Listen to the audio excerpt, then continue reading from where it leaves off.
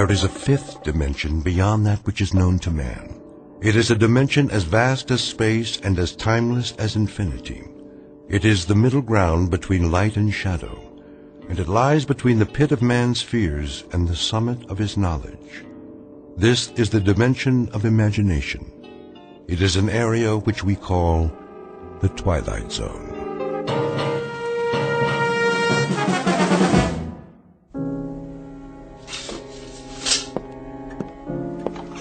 Now, Mr. Jensen, I think I have the basics here. Oh, yeah? 41 years old, unmarried, no physical ailments, no previous visits to a psychiatrist. No previous arrest either, okay?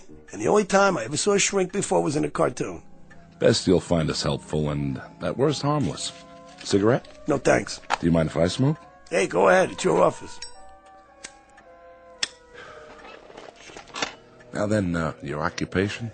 Oh, gosh, various jobs. Part-time bookie, I was a car dealer. I tended a bar one time, right down the street from here. A couple of doors down.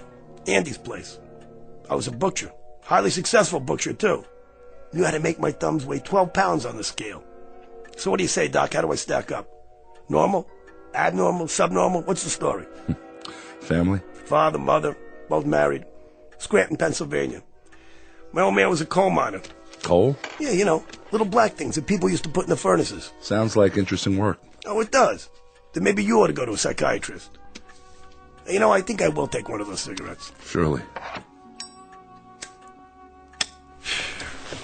What, do you want me to pull up a couch now or something? Not if you're comfortable in the chair. Let's begin, shall we? Nothing shakes you up at all, does it, Doc? How do you mean? Oh, I don't know. Everything's all calm and cool. You know, when I walked in here, you made an inventory. The cut of the clothes, the way I talk. And up inside your head, huh? That's where you mark down those results. And then later you put it all in little pigeonholes. You got me pegged, don't you? Not entirely. You figure you're talking to what? Maybe a minor league horse player, huh? Maybe I'm a little hungover, maybe a little buggy in the head. But either way, about 40 degrees tilt. And my cigarette went out. Here. All right. Pigeonhole this, Dr. Gillespie. If said minor league horse player tells you some half-witted story, can you tell him if he's maybe off his rocker? Without Sigmund Freud and all that junk? Huh? Can you tell me in plain English what is wrong with me? I can try. All right? Here goes. I keep having a dream. A crazy dream. Are you writing this stuff down? Go on. I'll make notes on the things that seem pertinent. Well, I don't know if any of this is pertinent, because it probably sounds nuts. Sounds nuts to me, but there it is. I'm listening. I've had this dream maybe, I don't know, 5, 6 times. What kind of dream? The real kind. How do you mean? Have you ever had a dream that you swear was real? I guess we all have. Over and over again? The same dream? The same dream, identical. Never changes. Tell me about it. It always begins the same way. I'm lying in a bed, and I just wake up all of a sudden, right? I open my eyes, start looking around. And what do you see? Hotel room, you know, nothing fancy. I mean, nice, regular. You know, I have Venetian blinds like you got here. So I get up and go across the room with my bare feet, all right? Now, I'm wearing pajamas that definitely are not mine. And I open up the blinds. Bright sun, blue sky, beautiful day. Beach, palm trees, like a vacation, you know? So open up the window. You get those French doors, whatever you call them. And what do I hear? Steel guitars, ukuleles, you know, that hula music. The only thing is I've never been to Hawaii in my life. I don't even know what Hawaii looks like, except, you know, what you see in the movies. But it's as real as anything. And here's the crazy part. I don't know how I got there. But I do know, as well as I know anything in my life, that I'm supposed to be thousands of miles away. And there's nothing, absolutely nothing, Doc, that I can do about it. And that's when things get really weird. I mean, just bizarre. Once upon a time, there was a psychiatrist named Arnold Gillespie and a patient whose name was Peter Jensen. Mr. Jensen walked into the office exactly 9 minutes ago.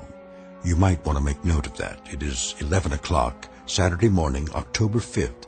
You might want to make note of that, too, very specifically. It may seem trite to be so specific about the hour and the day, but in this case, it's of extreme importance. Because this isn't just a story about a man with a recurrent dream, one whose meaning the good doctor is about to help him unravel and sort out. Nothing so simple. Involved in this story is something new, not found in any textbook, Freudian or otherwise. Something we'll call, for want of a better term, the time element.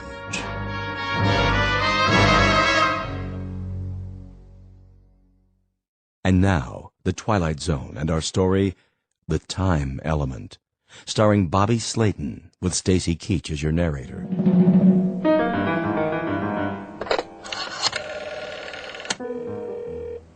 Front desk. Hey, tell me something. So, I got in pretty late last night, didn't I? I beg your pardon, sir? I asked you if I got in late last night. Is this 206? I don't know. Is it 206? I really don't know, Mr. Jensen. I wasn't on duty last night. Yeah, how about a morning paper? Oh, should be one in the hall outside your door. Yeah, thanks. That's perfectly all. What do you call this place, anyway? Sir? Well, was that such a hard question? I just asked you the name of the hotel. Do you work here, pal? Or what, are you just inspecting the kitchen or something? Why, this is the Royal Hawaiian. Are you sure you're in the right hotel, Mr. Jensen? That's a good question.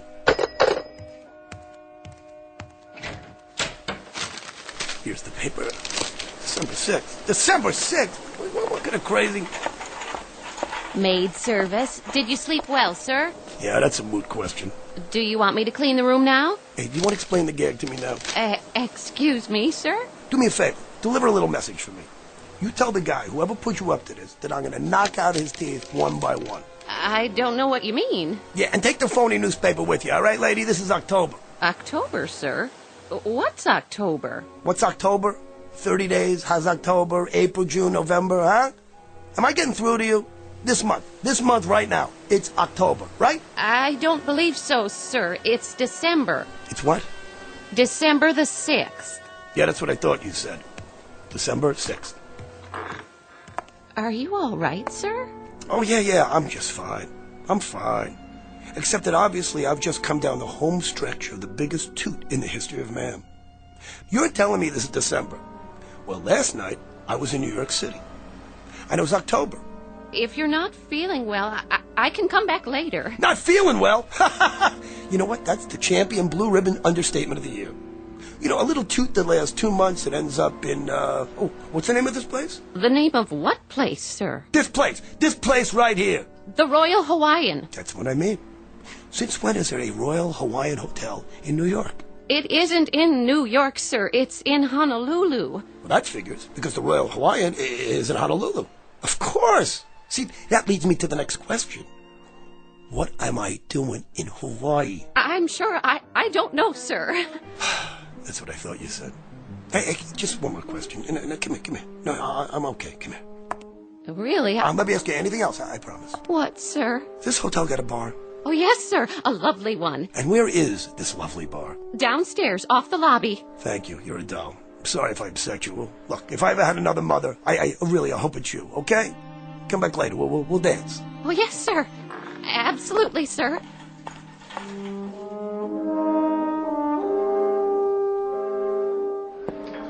How you doing, pal? Hello, sir. Bar's pretty crowded. I can show you to a booth if you like. There's one by the window. No, I want to sit at the bar. There are no seats left at the bar, sir. Look, let me ask you something. The President of the United States comes in here, wants a seat at the bar. You'd have one for him, wouldn't you? I suppose so, sir. Sure you would. Why? Because he's your commander-in-chief. But I guarantee you he's not going to be here today. So you know what? How about if I take his stool? Well, not my commander, but still. Not yours? What does that mean? This is the United States of America, right? No, sir. It's Hawaii. Yeah, that's what I just said. Hawaii. Are you a state or aren't you? A state? Hardly. That's one thing that will never happen. Is that right? Well, you know what? Why don't you take a look at the history books? Because for your information, buddy, Hawaii became a state in 1959. What do you think of that? 1959? Well, that's very funny. Yeah, well, you're not funny, all right? Bloody Mary, please. That stool's occupied. Yeah, by who? The Invisible Man? Guy just stepped out. Then you know what? I'll keep it warm for the guy. Give the gentleman a drink. Yeah, I want the tomato juice really anemic with lots of vodka, huh? Maybe 5 fingers, huh? You're the boss. Sure, baby. We'll take a walk on the beach. Then we can have lunch in the room. Sounds swell. That's better. Keep 'em coming, my boy. I'm on the last lap of the biggest binge in the world. Ha ha. Rough night? Rough night. Why don't you try 30 of them? Would you believe it? I passed out in New York a month ago, and this morning, I wake up here. I know the feeling. One time, I fell asleep at the Dublin airport, and when I woke up, I was on a British troop train going into Palestine. That really happened. Can you believe that? Good man. Hi, you two. Hi. I'd like you to meet my wife. Charmed. I'd like you to meet my drink. How do you do? You kids look like you're in love. How long you been married? 1 day, 6 hours, and 12 minutes. No kidding. Never would have guessed it. Hey, bartender, you're from New York, aren't you? Born, bred, and raised. How'd you know? 'Cause you got a picture of the great Fiorello LaGuardia. It's the best mayor New York City ever had. It sure is. Was.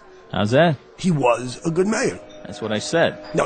You said he is. Well, isn't he? He was. 'Cause he's not here now, is he? No, I guess he isn't. He's in New York, where he should be. Yeah, 'cause he's dead. I sure hope not. When did you hear that? Anybody ever tell you got a wacky, nutsy sense of humor? What are you, the argumentative type? No, not me. I just want to tell you that if you're trying to rip me, I'm going to come back there behind the bar for about 7 minutes, and you're going to be fixing all those Bloody Marys with a fresh supply of blood from a broken nose, all right? Hey, take it easy, mister. Let me buy you a drink. No. Let me buy you one, okay? Come on, around for the newlyweds. You know they're drinking champagne. Hey, what do I look like here? Deadbeat? Come on, give him champagne. 2 more. To the bride and groom. Long may she wave. Hey, bartender, over here. What'll it be? So what do you off a ship? You bet your life. Best one afloat. The Arizona. The what? The Arizona. Well, when did they dredge her out of the mud? Say, Don't get mad, honey. He didn't mean anything. talking about my battle wagon, and she's never been close to the mud. Oh, she hasn't, really. Hey, buddy boy, let me tell you something. Got a lovely wife, but a lousy memory. And now you trying to tell me the Arizona was never sunk? I'm not trying to tell you, I'm telling you. The Arizona's never been sunk in her life. Never, huh? You know it. You know it, I don't, okay? I say she got sunk on December 7th, 1941, okay? And that's where she sits today, in the mud at Pearl Harbor, okay? Now, what do you think of that? What'd you say? I said... I have returned. I feel like a new man. And now that new man needs a drink, too. Oh, here's your newspaper, bartender. Another one of your liquid libations for me, please? Get off that stool! He was here before. Let me see that paper. Take it with you on your way out. Let me see this. Jap envoys to FDR. Hey, wait, what kind of paper is this, huh? What are you guys doing? Where'd you get this? The Honolulu Advertiser, Saturday, December 6th, 1941. You owe me for the champagne. And one Bloody Mary. But it isn't 1941. Do you hear me? Ask anybody. You. How about you? Somebody speak up. What is the matter with you people? I have to ask you to leave now, buddy. Oh, what? Because you think it's 1941? Because everybody in here is in on this stupid joke? It's not 1941. It can't be 1941. I mean, how could it be? So how can it be 1941, Doc? Can you tell me that? Huh? And the dream ends there? No. It just goes on. I see. But up to that point, each dream is identical, you say? Identical. I even remember going to the door of the bar and looking out in the street. And I see all the cars. 1939, 40, 41 models. Nothing newer. Go on.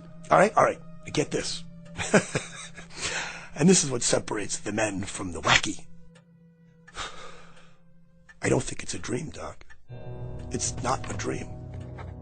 Make all the little chicken tracks you want on that little piece of paper. What I'm telling you here is the goods. I believe you. You do? Then why don't you call up the sanitarium and tell them we'll take a double room? Because you're nuts also. I mean, I understand why you think it's real. Some dreams are extremely realistic. As often as not, they're impossible to distinguish from reality. No, you don't get what I'm saying. Look, it isn't just that it's real while I'm asleep, Doc. Well, I'm telling you this. It's still real. It's still real even when I'm awake. All of it. Look, I've had dreams like everybody else, but as soon as it started, I knew it was different. Do you understand me? Do you understand me? You don't understand me. These are not dreams. If they're not dreams, Mr. Jensen, what are they? What do you think they are? Let's examine the alternatives. I can think of only one. That's the one I'm thinking of, okay? I wake up in a hotel room in 1941. But I mean, I really wake up. I really wake up, and it's really 1941. Do you understand? Going back in time. That's what I'm doing, Doc. I'm going back in time. Huh. Interesting. What happens then when you're back in time? You sure you want to hear this? I do. Then hold on to your hat, Doc, because from this point on, things go completely screwy.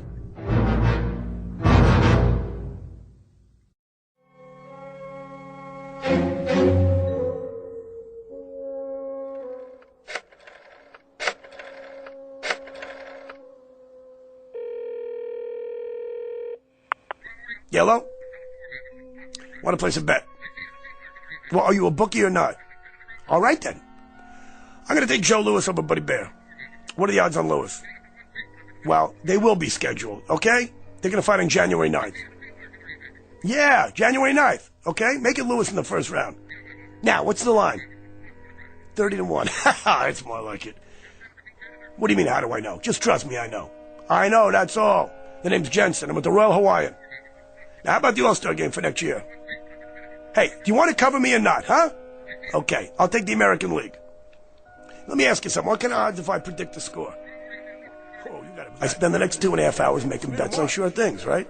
Every race, every prize fight, every football game I can remember happening after December of 1941. See, I gotta figure that if this goes on, I'm a shoo-in to put every bookie in town out of business. Now, I'm not scared, you understand? See, I don't have one idea what I'm doing back here, but as long as I am here, I figure, hey, why not put it to good use? You know what I'm saying? Jensen, that's right. Royal Hawaiian.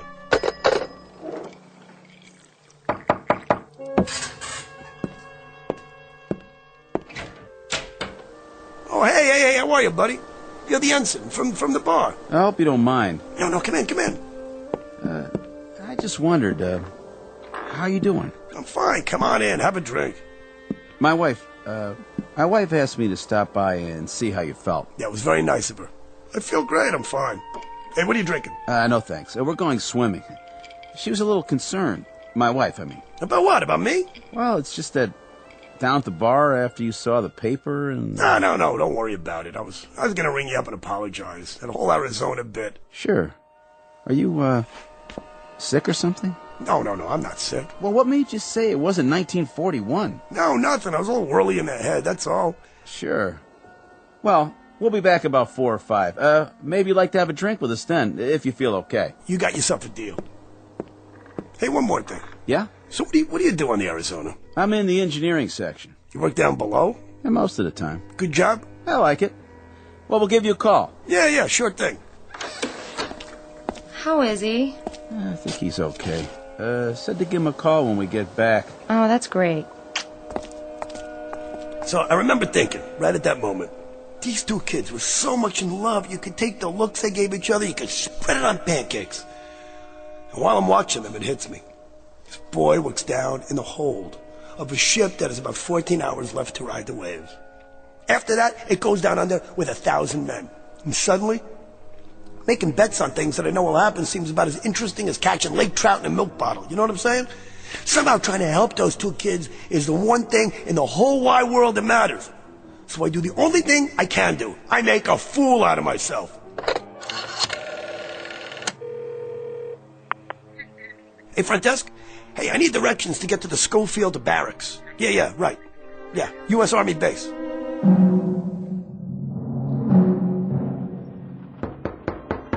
Come in. Excuse me, Colonel, but... Spit it out, Bailey. That guy is still in the orderly room, sir. Says he wants to see somebody in charge. Who's this now? Some jerk with a tambourine or something. Must be Save a Soul Saturday. What's this story? I can't piece it all together, sir. Something about the Japanese having bombs? This ought to be good. Send him in. Yes, sir. The Colonel will see you now.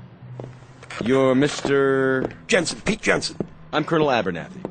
What's on your mind, Mr. Jensen? First of all, Colonel, I want to guarantee that I'm not going to get stuck in a rubber room when I'm finished telling you this. You've got it. I have information that the Japanese are bombing Pearl Harbor tomorrow morning. 8 a.m., Honolulu time. You know this to be a fact. Colonel, as sure as I know, the good Lord made racehorses. They're coming over here in about 30 waves off a bunch of carriers. They're going to plaster us while we're still in bed. Oahu, the airfield, right here too. Schofield Barracks.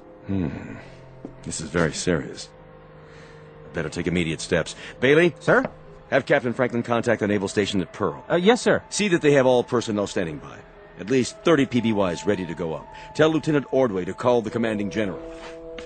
All troops on the beach. If you say so, sir. All right, come on, knock it off. Cut the game. Listen to me, you brass-covered hyena, okay? Don't you say that nobody warned you. I warn you. You gotta listen to me. I'm sure you're right. Now you can leave peacefully, Mr. Jensen, or I'll have you escorted outside. Go walk by myself, okay? And if anybody grabs me, you're gonna have to call the medical corps on the double. We don't appreciate that kind of talk. Is that a fact? And what do you appreciate, Colonel, huh? Maybe you'd appreciate a big punch in the jaw. All the trouble I take for getting over to try to save you people. And this is what I get? All right, Jensen, zip it. You walk on that lower lip one more time, soldier boy, and I'll get you out of the Army on a medical. You understand me? Believe me, Mr. Jensen, this is going to hurt me worse than it hurts you. Oh, I believe it. Colonel! Oh! Are you all right? Place this man under arrest and fit him for a straitjacket. Yes, sir.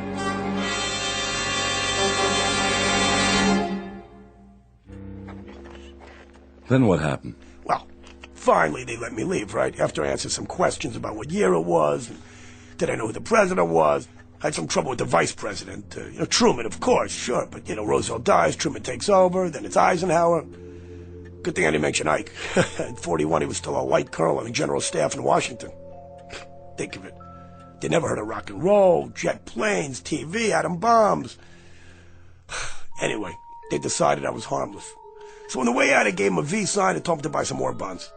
And after that? What am I going to do? I had my shot. So I figure I'm just going to spend the rest of the day drinking quietly. Of course, the next morning they come looking for me to give me a bronze statue, but by then it's going to be too late, I didn't care anymore. What am I supposed to do? But I'll tell you something. There was some feeling to watch those kids relaxing in the bar with their dates and their drinks. Like everything was fine, like they had a future, and all was well with the world, When tomorrow there'd be a couple of thousand of them on their way through hell to get to heaven. Hiya. Likewise. Hey, you know what you were talking about this morning? I got a vague recollection. About the Arizona being sunk? Knock it off. You don't believe me? Well, you don't see me bleeding, do you? I'm not trying to drum up an argument. I just wanted to show you something. Take a look out the window. You see that ship in the harbor? That happens to be the Arizona. So I guess somebody got their signals crossed. She's still afloat. Come on, I said knock it off. Mr. Jensen? Yeah, hi. Have that drink with us? Yeah, sure, thanks. Yeah. How was the swim? It was wonderful. So how long's it been now? 32 hours and 15 minutes. Oh, and they said it wouldn't last. Mr. Jensen? Try Pete. Pete. Well, are you all right now? Yeah, I'm fine. I'm all right. Why? It's just that this morning, you seemed so sure it was another year. I did? Hey, look, honey, I'm kind of mixed up here. Look, I didn't mean anything personal, all right? I told you to forget it. Oh, boy, look at you two. What's the matter? I lied just now. I wasn't kidding. The Arizona is going to be sunk. Are we on that again? Yeah, we're on that again. Listen to me, Lieutenant. Ensign. Look, whatever. I got no axe to grind, you understand? Tomorrow morning, I'm going down to the basement so I can cuddle up to a furnace and listen to the sirens. You said you're an engineering officer. That means you're down near the boilers. I'm telling you, at about 20 minutes past 8 in the morning, there's not going to be any boilers. Do you understand? There's not going to be any decks, and there won't be any ship left. That goes for a lot of boilers and a lot of ships and a lot of decks. Not to mention handsome young ensigns with new brides. Please, don't talk like that. I gotta talk like that. December 7th, 1941 is tomorrow for you, but it's history for me. Do you understand? Last night I was in New York City, and it was years from now. I've lived through those years. I know what's gonna happen. I know it sounds crazy, but I know it's gonna happen. Hey, you. No more trouble, huh? Hey, you shut your mouth. Nobody's talking to you. Hey, look. You're nice young kids. I ain't got no reason in the world to give you any grief. Okay, just do me a favor and listen. Take 100 to 1 shot that this weirdo in front of you maybe has a point, okay? I'm telling you that tomorrow morning we're gonna get attacked. And if you're on that ship... I'll be on that ship, because that's my berth. You're a nice fellow and all, Mr. Jensen, but if you keep saying wild things and making my wife upset, Yeah, what are you gonna do about it? Sit around holding hands and biting earlobes till he goes back to his ship? Because if this boy goes back to that Arizona, he might not be alive at 9 o'clock tomorrow morning. Repeat, he may not be alive. Please. Mr. Jensen, I'm warning you. Hey, buddy, I don't want no trouble. You don't want no trouble, huh? He doesn't want any trouble. Hey, I don't want to give you any trouble. I want to give you music, okay? I want to sing a song for you. Praise the Lord, pass the ammunition. Praise the Lord, pass the ammunition. Praise the Lord, pass the ammunition. And we'll all stay free. Huh? You hear that? It's what you're all going to be singing. You want another one? Oh, how does it go? Let's remember Pearl Harbor. Come on, you write the words. Come on. All right, buddy, that's it. Shut up.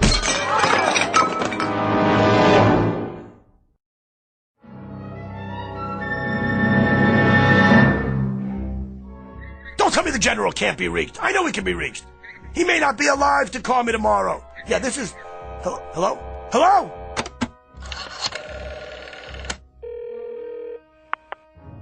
Yes, I want to call Navy 7096. 7096, yes, that's right. Hello, is this a naval station? Yeah, let me talk to whoever's in charge. Yeah, hello? Listen, I have some information here. The Japanese are going to attack Pearl Harbor, right? Hello? I said the Japanese are... Hello? What am I going to do? It's almost too late. What time is it? 8 o'clock. It's 8 o'clock in the a.m. 8 o'clock. That means it's December 7th. It's December 7th already. What am I going to do? Why wouldn't anybody listen to me? Why? I told you they were coming. I told you they were coming. I told all of you. I told you.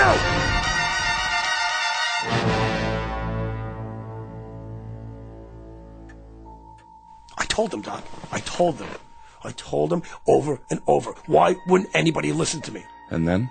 I'm standing there by the French windows, and I'm watching the planes coming low. I'm watching them. The bombs are dropping, strafing. All hell is breaking loose. And that's where I wake up, every time. Realistic and very frightening. How long did you say it's been going on? Every night for a week. And always the same? Everything. The ensign and his girl, the bar, me trying to call from my room, and the moment I see the planes coming in. Mr. Jensen, I won't attempt to analyze that dream, except to say this. Very often we dream with a purpose. It can signify something deeply rooted in the subconscious. The things you dream about may not be what's really bothering you. Well, don't try to out-logic me, Doc, okay? You think I'm nuts, don't you? I know what I know. I can't explain it. But that's why I came to see you, because I thought maybe you could explain it. I know for a fact I'm going back in time. And I'll tell you something else, that even after I wake up and I'm laying in bed and I'm thinking about the dream, I know it's not supposed to end there. I know one of these nights it's going to go beyond that. But you have no idea what might transpire. No, not one. All right. Let's approach it this way. Assume that it is possible somehow to go back in time. You go back and you do something, warn people, say, about an accident so that it doesn't happen. But what have you done then, Mr. Jensen? By altering the past, you change the future. Here, look. This is the present, and my lighter is on my desk. Now I go back in time and I pick up this lighter. I put it in my pocket and I keep it there. Then I return to the present. By any rights, having removed that lighter, it should no longer be here. But if it is, you get my point? Look, Doc. Try this analogy, Mr. Jensen. Supposing I were to go back in time and I got hit, say, by a taxi. Now it figures that if I went back in time and got killed, I couldn't be alive today. Not only that, but think of the other lives affected. I wouldn't have children, I wouldn't have bought a house, all these things wouldn't exist because I changed them. Ergo, I wouldn't be here to go back. So? So time travel is not possible. It can't be. It creates an insoluble paradox. Therefore, we can safely assume that what we're talking about is a dream. It has to be. Try this then. I've never been to Honolulu in my whole life. So after the first couple of times, I decided to put it to a test. Go on. I remembered the ensign's last name. It's kind of an odd name, not easy to forget. Janowski. Told me he came from a little town called White Oak, Wisconsin. So I placed a call. There was only one Janowski in the phone book. Woman answered. His mother. I said I was a friend of his from Honolulu. And was he there? And then? She told me that her son and his wife were killed in Honolulu on December 7th, 1941. He went down with the Arizona. She was shot down near King Street by a fighter plane, a Japanese Zero. A Japanese Zero, Doc. You sure you've never been to Honolulu? Yeah, I've been there. When? In the dream, which isn't a dream. Okay, Doc, your turn. I don't hear you talking. That's because, at the moment, I don't know what to say. The patient lay on the couch. We'd been talking for hours. It was Saturday, and I'd planned to leave early and go play golf. But I was concerned about this man and his story. It was incredible. Then finally, I knew he was asleep. It wasn't a deep sleep. By the look on his face, Mr. Jensen was far from resting, though his eyes were closed. Mr. Jensen? Are you asleep, Mr. Jensen? So I decided to let him rest while I thought it through. Who knows, maybe he'd even finish his dream this time.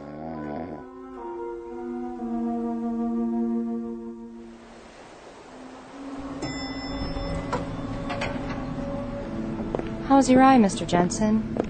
I mean, Pete. Hey, don't worry about me. I'm fine. I'll put a piece of steak on it. Sorry the bartender hit you. I should have stopped him, but I kind of got carried away, too. No harm done. Well, go lie down and take it easy. Maybe we'll see you later before I go back to the ship. Hey, Janowski, do me one favor, will you? Play hooky tomorrow morning.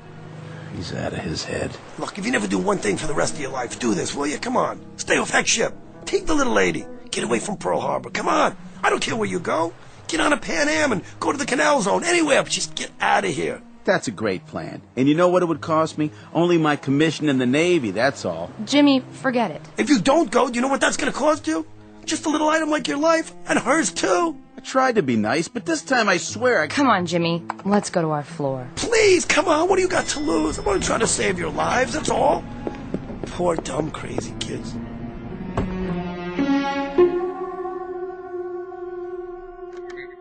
Don't you tell me the general can't be reached. I know he can be reached. He might not be alive tomorrow to call me. Please. Hello? Hello?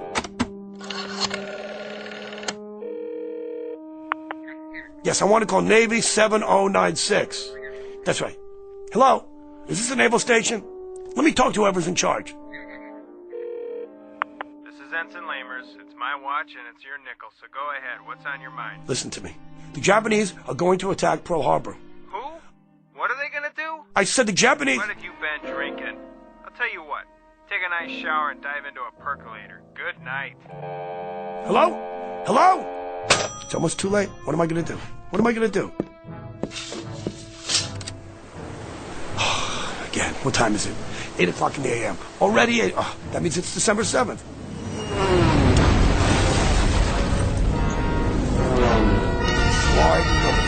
Why wouldn't anybody listen to me? Why? I told you they were coming. I told you. I told you. I told you. I told you.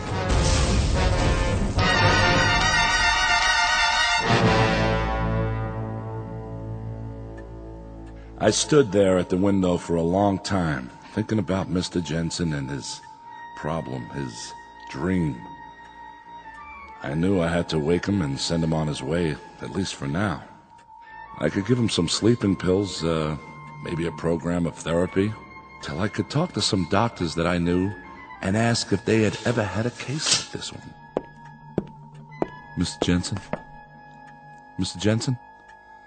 It's getting late. I'm afraid I'm going to have to... Mr. Jensen? Mr. Jensen, where did you... Carol? Yes, Dr. Gillespie? What happened to the patient? The patient? Jensen.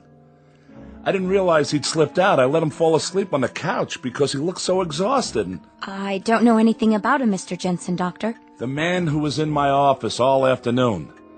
It's a good thing there were no other appointments. I hope you have his number. I wanted to schedule a series of sessions starting next week. I'm really sorry, sir, but I don't show any appointments at all today. I was wondering how long you needed me. I have a date this evening, and... Hold on. You mean to tell me a man named Jensen didn't walk in here and ask to see me? Big guy, shirt with flowers on it? Why, no, sir. I've been here the whole time. I thought you wanted me to stay and work on the files. All right, Carol, that will be all. You can go now. I'll lock up. Yes, sir. Good night, sir. Try this analogy, Mr. Jensen. Supposing I were to go back in time and I got hit, say, by a taxi. Now it figures that if I went back in time and got killed, I couldn't be alive today. Alive today. Alive today.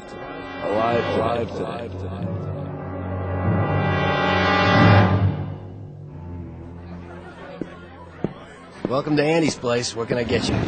Bourbon on the rocks, please. One bourbon coming up.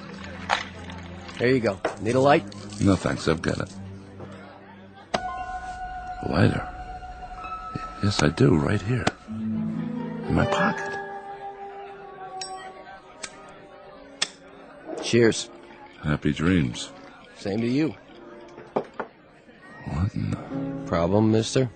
No, it's just that picture there. The one in the frame on the wall? Ah, yeah. Group of men in uniform. All except one in a flowered shirt. It looks familiar. Pete Jensen. He used to attend bar here a long time ago. You heard of him? Jensen? No.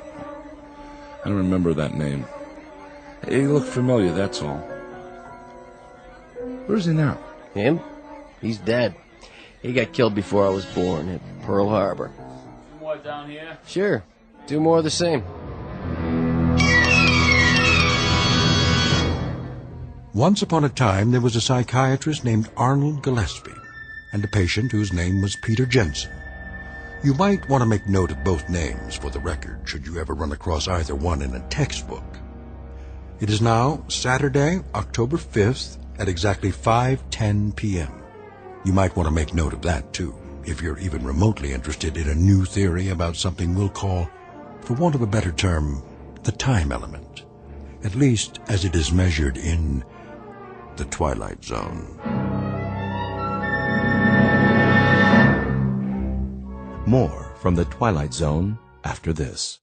You are about to enter another dimension, a dimension not only of sight and sound, but of mind, a journey into a wondrous land of imagination.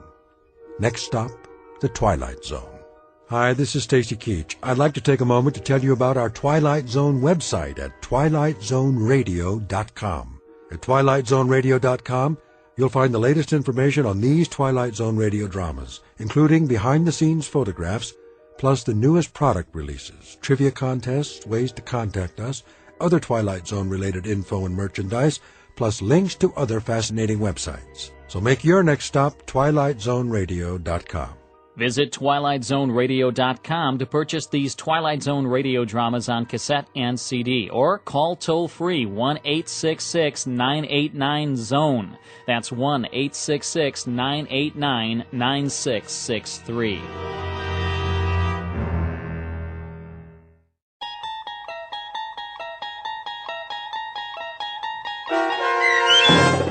The Time Element, starring Bobby Slayton, with Stacy Keach as your narrator, was adapted for radio by Dennis Etchison and written for The Twilight Zone by Rod Serling.